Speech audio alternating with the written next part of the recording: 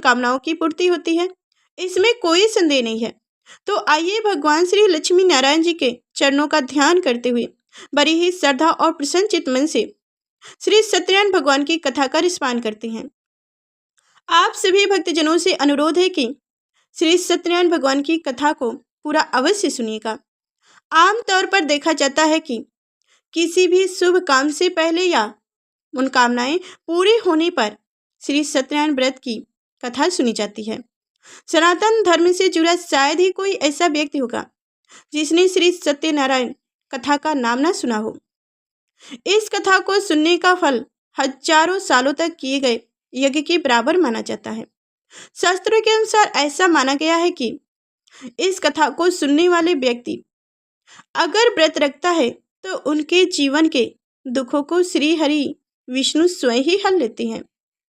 स्कंद पुराण के अनुसार भगवान श्री सत्यनारायण श्री हरि विष्णु का ही दूसरा रूप है। इस कथा की महिमा को भगवान सत्यनारायण ने अपने मुख से देवर्षि नारद को बताया है। पूर्णिमा के दिन इस कथा को सुनने का विशेष महत्व है। कलयुग में इस व्रत कथा को सुनना बहुत प्रभावशाली माना गया है। तो हमारी आपसे विनम्रता विनती है कि इस कथा को पूरा अवश्य सुनिएगा। जो लोग पूर्णिमा के दिन कथा नहीं सुन पाते हैं वो कम से कम भगवान सत्यनारायण का मन में ध्यान कर लें, इससे विशेष लाभ होता है। पुराणों में ऐसा भी बताया गया है कि जिस स्थान पर श्री सत्यनारायण भगवान की पूजा होती है वहां गौरी गणेश 9 ग्रह और समस्त दिक्पाल आ जाते हैं। केले के पेड़ के नीचे अथवा घर के ब्रह्म स्थान पर पूजा करना उत्तम फल देता है। भोग में पंजरी, पंचामृत, केला और तुलसी दल विशेष रूप से शामिल करें। सिर्फ पूर्णिमा को ही नहीं, परिस्थितियों के मुताबिक किसी भी दिन कथा सुनी जा सकती है। बृहस्पतिवार को कथा सुनना विशेष लाभकारी होता है। भगवान तो बस प्रेम और भाव के भूखे हैं। इस कथा के प्रभाव से खुशहाल जीवन, दाम्पत्य सुख, मन चाहे वर वधु, संतान, स्वस्थताएं जैसे समस्त मनोकामनाओं की पूर्ति होती है। भगवान श्री लक्ष्मी नारायण जी के चरणों का ध्यान करते हुए आइए आज की कथा का रिस्पान करते हैं। तो प्रेम से बोलिए श्री सत्यनारायण भगवान की जय हो। एक समय की बात है, निवर्षि तीर्थ में सैनिक आदि 28 ऋषियों ने श्री सूत जी से पूछे, हे प्रभु, इस काल युग में वेद विधा रहित मनुष्यों को प्रभु भक्ति किस प्रकार मिल सकती है तथा उनका उद्धार कैसे होगा। हे मुनि श्रेष्ठ, कोई ऐसा तप बताइए जिससे थोड़ी समय में ही पुण्य मिल जाए और मनोवांछित फल भी मिल जाए। इस प्रकार की कथा सुनने की हम इच्छा रखते हैं। सर्वशास्त्रों के ज्ञाता सूत जी बोले, हे वैष्णवी, मैं पूज्य आप सभी ने समस्त प्राणियों के हित की बात पूछी है, इसलिए मैं एक ऐसे श्रेष्ठ व्रत को आप सभी को बताऊंगा जिसे नारद जी ने लक्ष्मी नारायण जी से पूछा था और स्वयं लक्ष्मीपति ने मुनि श्रेष्ठ नारद जी से इस कथा को कहा था। आप सभी इसे ध्यान से सुनिए। एक समय की बात है, योगी राज नारद जी दूसरे के हित की इच्छा के लिए अनेकों लोकों में घूमते हुए मृत लोक में आ पहुंचे। वहां उन्होंने अनेक योनियों में जन्मे प्राणी सभी मनुष्यों को अपने कर्मों द्वारा अनेकों दुखों से पीड़ित देखा। उनका दुख देख नारद जी सोचने लगे कि कैसे यंत्र किया जाए जिसके करने से निश्चित रूप से मानव के दुखों का अंत हो जाए। इसी प्रकार मनन करते हुए विष्णु लोक में गए। वहां वह देवों के ईश्वर नारायण की स्तुति करने लगे, जिनके हाथों में शंख, चक्र, गदा और पद्म थे। गले में वरमाला पहने हुए थे। स्तुति करते हुए नारद जी बोले, हे भगवान, आप अत्यंत शक्ति से संपन्न हैं। मन तथा वाणी भी आपको नहीं पा सकती। आपका आदि, मध्य तथा अंत नहीं है। निर्गुण स्वरूप सृष्टि के कारण भक्तों के दुख को दूर करने वाले हैं। आपको मेरा नमस्कार है। नारद जी की स्तुति सुनकर विष्णु भगवान बोले, हे मुनि श्रेष्ठ, आपके मन में क्या बात है? आप किस काम के लिए पधारे हैं? उसे निसंकोच कहिए। इस पर नारद मुनि बोले कि मृत लोक में अनेक योनियों में जन्मे मनुष्य अपने कर्मों के द्वारा अनेकों दुख से दुखी हो रहे हैं। हे नाथ, आप मुझ पर दया रखते हो तो बताइए कि वह मनुष्य थोड़ी प्रयास से ही अपने दुखों से कैसे छुटकारा पा सकते हैं। तब भगवान श्री हरि बोले, हे नारद, मनुष्यों की भलाई के लिए तुमने बहुत अच्छी बात पूछी है। जिसके करने से मनुष्य मुंह से छूट जाता है, वह बात मैं तुमसे कहता हूं, उसे ध्यान पूर्वक सुनो। स्वर्ग लोक एवं मृत लोक दोनों में एक दुर्लभ उत्तम व्रत है जो पुण्य देने वाला है। आज प्रेम वश होकर मैं उसे तुमसे कहता हूं। श्री सत्यनारायण भगवान का यह व्रत अच्छी तरह विधान पूर्वक करके मनुष्य तुरंत ही यहाँ सुख भोग कर मरने पर मोक्ष पाता है। श्री हरि के वचन सुनकर नारद जी बोले, हे प्रभु, उस व्रत का फल क्या है और उसका विधान क्या है? यह व्रत किसने किया था? इस व्रत को किस दिन करना चाहिए? सभी कुछ विस्तार से बताइए। नारद जी की बात सुनकर श्री हरि बोले, दुख और सुख को दूर करने वाला, यह सभी स्थानों पर विजय दिलाने वाला, मानव को भक्ति श्रद्धा के साथ शाम को श्री सत्यनारायण भगवान की पूजा धर्म में प्रायरा होकर ब्राह्मणों एवं बंधुओं के साथ करनी चाहिए।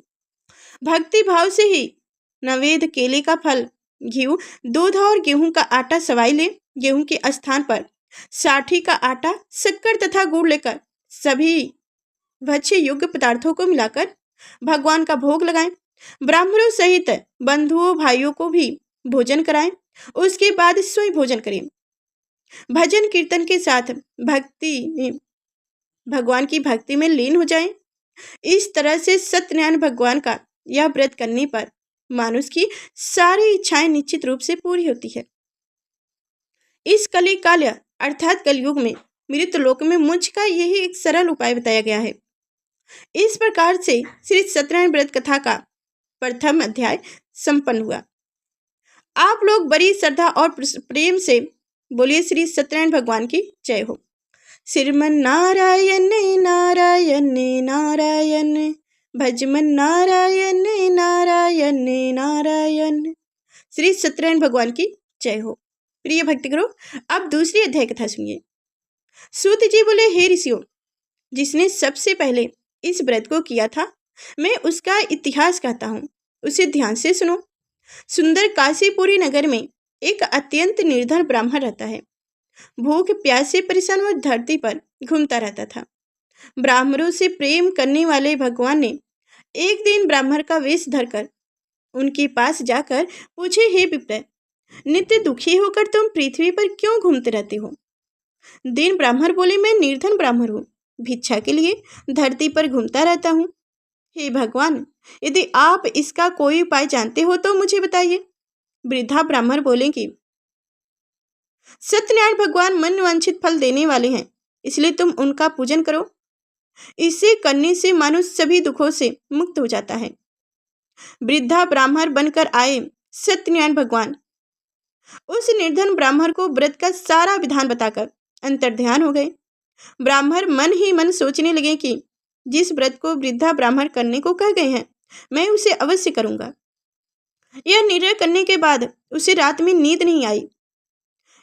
वह सवेरे उठकर श्री सत्यनारायण भगवान के व्रत का निर्णय कर भिक्षा के लिए चला गया। एक दिन निर्धन ब्राह्मण को भिक्षा में बहुत धन मिला, जिससे उसने बंधुओं भाइयों के साथ मिलकर श्री सत्यनारायण भगवान का व्रत संपन्न किया। भगवान सत्यनारायण का व्रत संपन्न करने के बाद वह निर्धन ब्राह्मण सभी दुखों से मुक्त हो गया और अनेक प्रकार की संपत्तियों से युक्त हो गया। उसी समय से यह ब्राह्मण हर माह इस व्रत को करने लगा। इस तरह से सत्यनारायण भगवान के व्रत को जो भी मनुष्य करेगा, वह सभी प्रकार के पापों से छूटकर मोक्ष को प्राप्त होगा। जो मनुष्य इस व्रत को करेगा, वह भी दुखों से मुक्त हो जाएगा। सूत जी बोले, इस तरह से नारद जी ने नारायण जी का कहा हुआ श्री सत्यनारायण व्रत को मैंने तुमसे कहा। हे विप्र, मैं अब और क्या कहूँ? ऋषि बोले, हे मुनिवर, संसार में उस विप्र से सुनकर और किस किस ने इस व्रत को किया है, हम सब इस बात को सुनना चाहते हैं। इसके लिए हमारे मन में श्रद्धा का भाव है। सूत जी बोले, हे मुनियों, जिसने इस व्रत को किया है वह सब सुनो।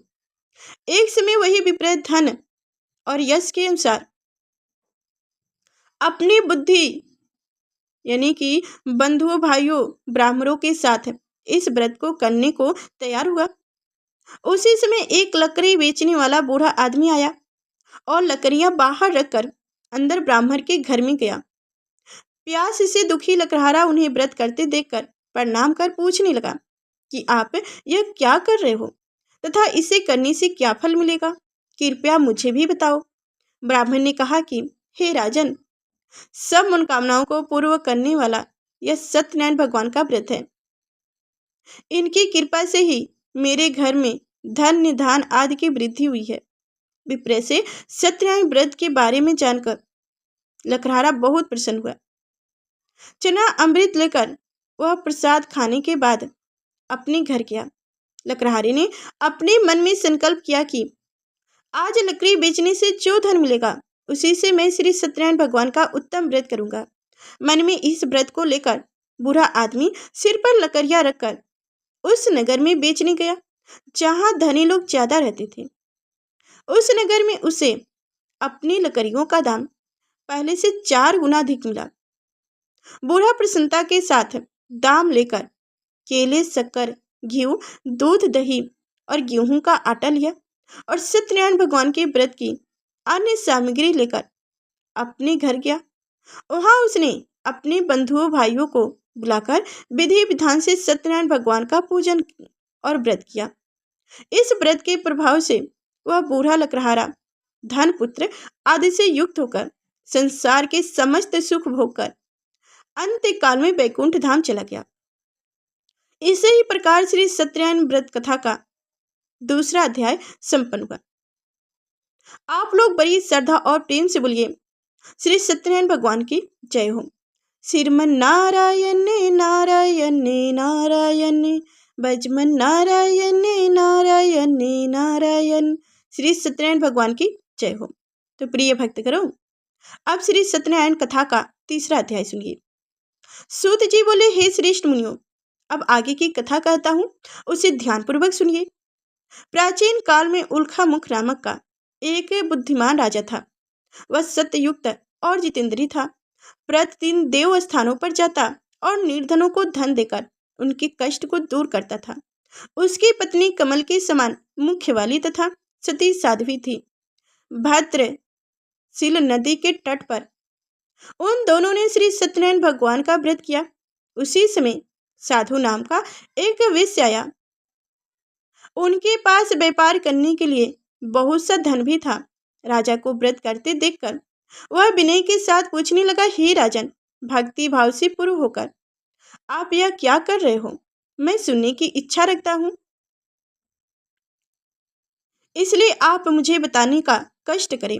राजा बोले, हे साधु, अपने बंधुओं भाइयों के साथ पुत्र आदि की प्राप्ति के लिए एक महाशक्तिशाली श्री सत्यनारायण भगवान का व्रत और पूजन कर रहा हूँ। राजा के वचन सुनकर साधु अंदर से बोले, हे राजन, मुझसे इस व्रत का सारा विधान कहिए। आपकी कथानुसार मैं भी इस व्रत को करूंगा। मेरी भी संतान नहीं है और इस व्रत को करने से निश्चित रूप से मुझे संतान की प्राप्ति होगी। राजा से व्रत का सारा विधान सुनकर व्यापारी से निवृत्ता होकर वह अपने घर गया। साधु वैश्य ने अपनी पत्नी को संतान देने वाली इस व्रत का वर्णन कर सुनाया और कहा, जब मेरी संतानें होगी तब मैं भी इस व्रत को अवश्य करूंगा। साधु ने इस तरह के वचन अपनी पत्नी लीलावती से कहे। एक दिन लीलावती पति के साथ आनंदित होकर संसारिक धर्म में प्रवृत्त हो गई। श्री सत्यनारायण भगवान की कृपा से गर्भवती हो गई। 10वें महीने में उनके गर्भ से एक सुंदर कन्या ने जन्म लिया। दिनों दिन वह ऐसे बढ़ने लगी जैसे शुक्ल पक्ष का चंद्रमा बढ़ता है। माता पिता ने अपनी कन्या का नाम कलौती रखा। एक दिन लीलावती ने मीठे शब्दों में अपने पति को याद दिलाया कि आपने सत्यनारायण भगवान के जिस व्रत को करने का संकल्प किया था उसे करने का समय आ गया है। साधु बोले कि हे प्रिय, इस व्रत को मैं उनके विवाह पर करूंगा। इस प्रकार अपनी पत्नी को आश्रवना देकर वह नगर को चले गए। कुछ वर्षों के पश्चात कलावती शादी के योग्य हो गई। साधु ने एक बार नगर में अपनी कन्या को सखियों के साथ देखा तो तुरंत ही पुरोहितों को बुलाकर कहा, मेरी कन्या के लिए योग्य वर देखकर आओ। साधु की बात सुनकर पुरोहित कंचन नगर में पहुंचा और वहां देखभाल कर लड़की के लिए सुयोग्य वर ढूंढ साधु ने बंधुओं भाइयों को बुलाकर अपनी पुत्री का विवाह करा दिया। लेकिन दुर्भाग्य की बात यह थी कि साधु ने अभी भी श्री सत्यनारायण भगवान का व्रत नहीं किया। इस पर श्री सत्यनारायण भगवान क्रोधित हो गए और श्राप दिया कि साधु को अत्यधिक दुख मिले। अपने कार्य में कुशल साधु बनिया जमाई को लेकर समुद्र के पास स्थित रत्नपुर नगर में गया। वहां जाकर ससुर जमाई दोनों मिलकर चंद्रकेतु नामक राजा के नगर में व्यापार करने लगे। एक दिन भगवान श्री सत्यनारायण की माया से एक चोर राजा का धन चुराकर भाग रहा था। उसने राजा के सिपाहियों को अपना पीछा करते देख चुराया हुआ धन वहां रख दिया।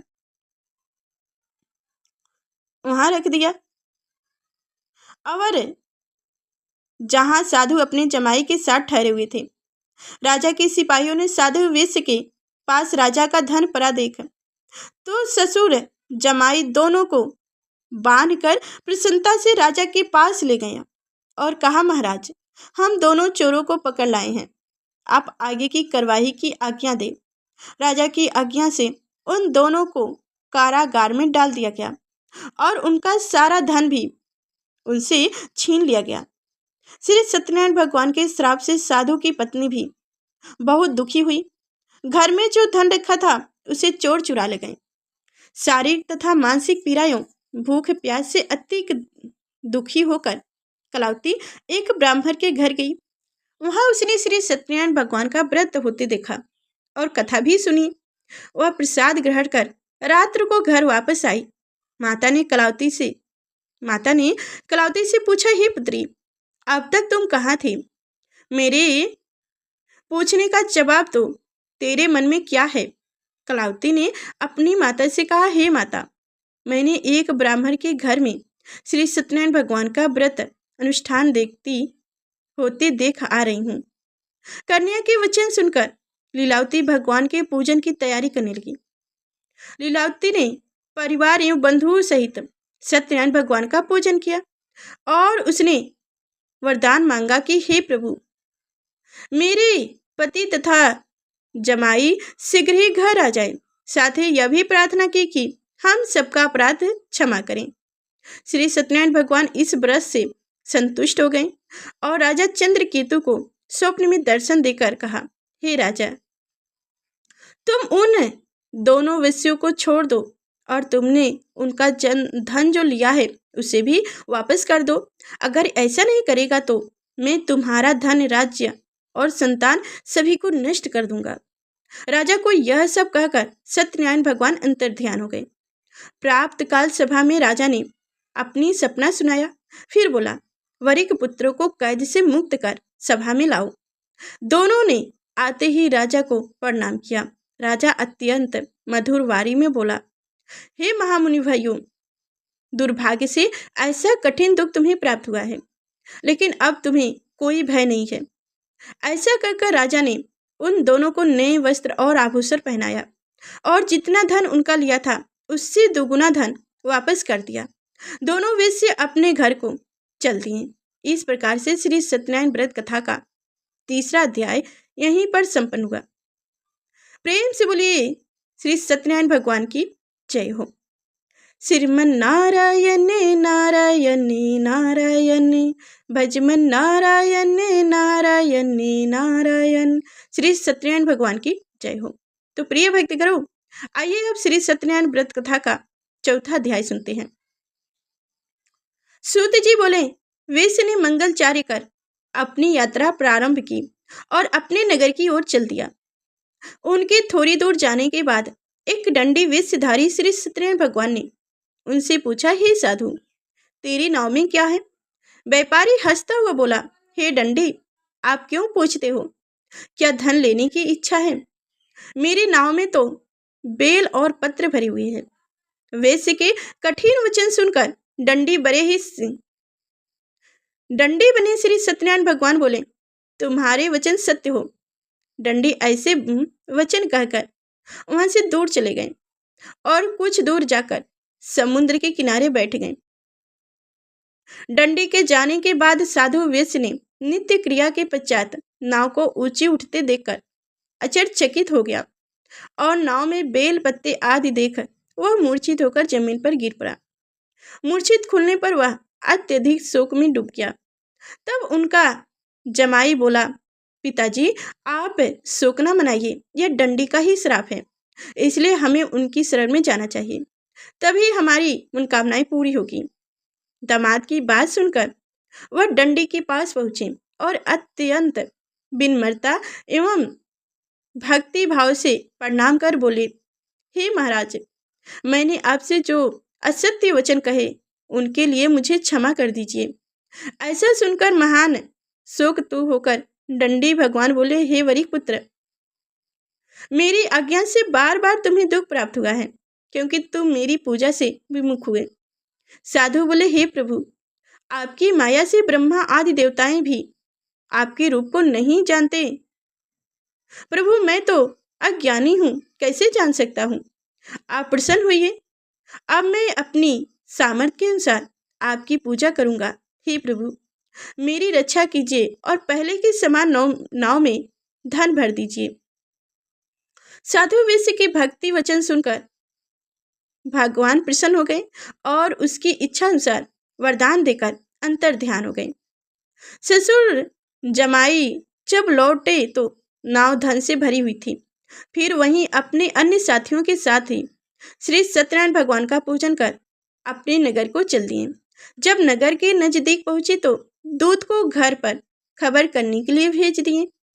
दूत साधु को पत्नी को प्रणाम कर कहा कि हे माता, स्वामी आपके दामाद सहित घर के निकट आ गए हैं।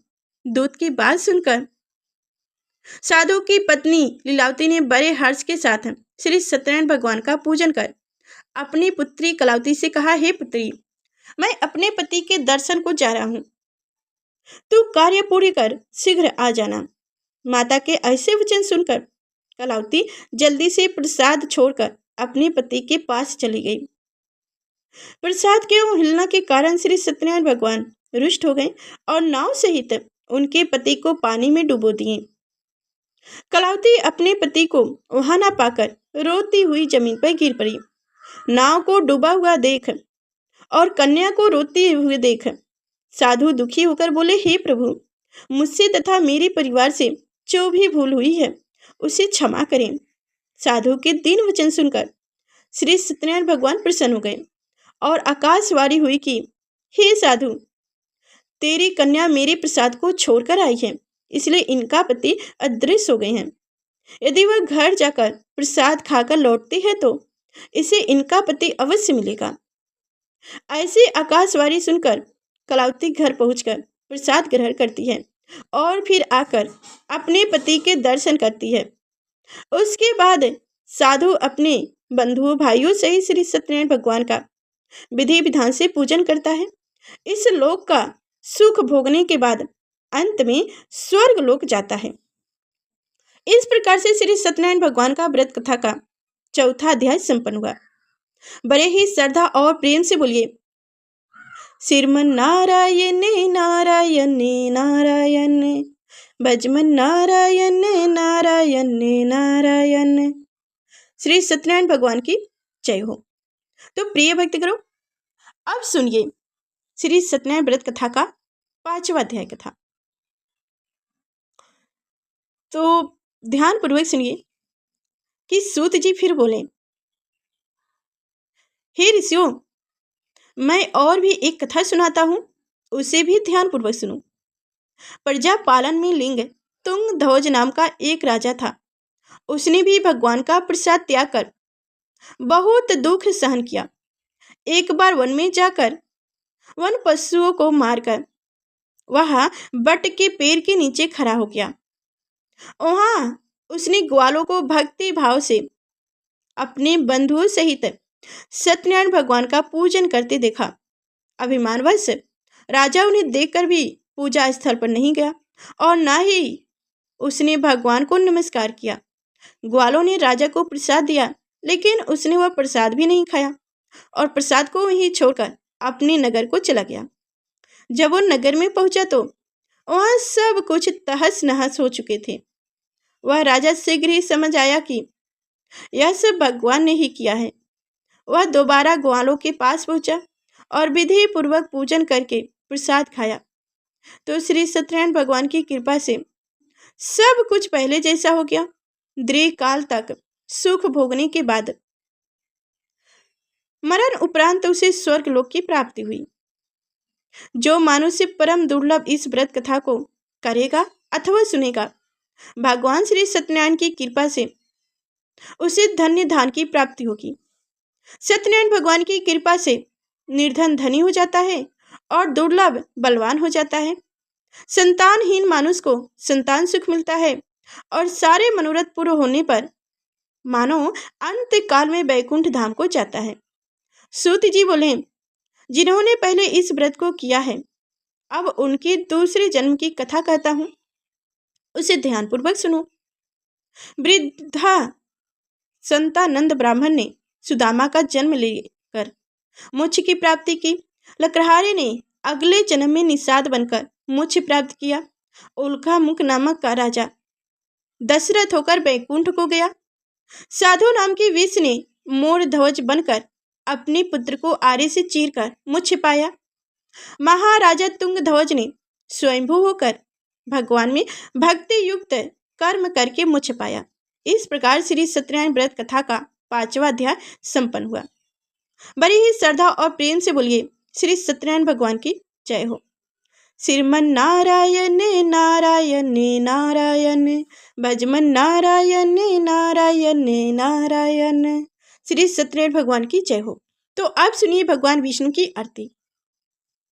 ओम जय जगदीश्वर हरि, स्वामी जय जगदीश्वर हरि। भक्त जनों की संकट, दास जनों की संकट, क्षण में दूर करी। ओम जय जगदीश्वर हरि, स्वामी जय जगदीश्वर हरि। जो ध्यावे फल पावे, दुख बिन से मन का। स्वामी सुख दुख बिन से मन का। सुख संपत्ति घर आवे, सुख संपत्ति घर आवे, कष्ट मिटे तन का। ओम जय जगदीश्वर हरि, स्वामी जय जगदीश्वर हरि।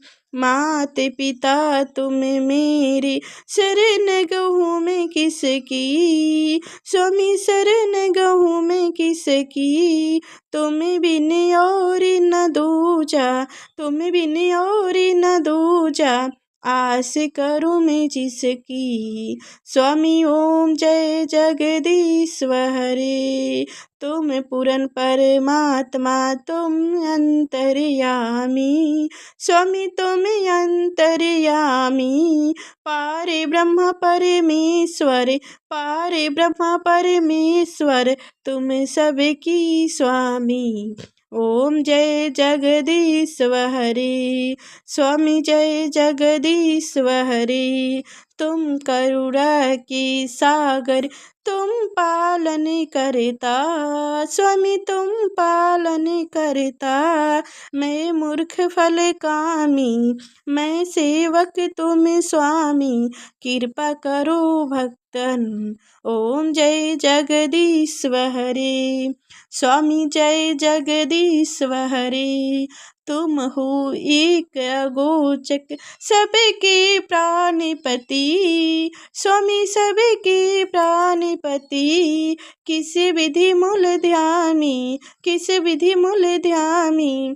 तुम सब तुमको कुमति। ओम जय जगदीश्वरी, स्वामी जय जगदीश्वरी। दीन बंधु दुख हरता ठाकुर तुम मेरे, स्वामी रक्षक तुम मेरे। अपने हाथ उठाओ, अपनी शरण लगाओ, द्वार परी तेरी। ओम जय जगदीश्वरी, स्वामी जय जगदीश्वरी।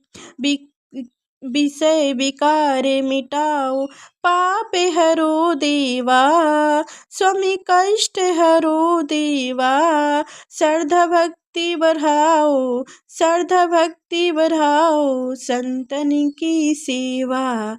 ओम जय जगदीश्वरी, स्वामी जय जगदीश्वरी। भक्त जनों के संकट, दास जनों के संकट, क्षण में दूर करे, स्वामी जय जगदीश्वरी, स्वामी जय जगदीश्वरी। जय श्री हरि, जय माँ लक्ष्मी। तो प्रिय भक्तगणों, उम्मीद करती हूँ कि आपको यह कथाएं पसंद आई होगी। तो लाइक कर चैनल को सब्सक्राइब कीजिए और हो सके तो इस कथा को ज़्यादा से ज़्यादा शेयर कीजिए। फिर मिलते हैं अगले नेक्स्ट वीडियो में, तब तक के लिए धन्यवाद।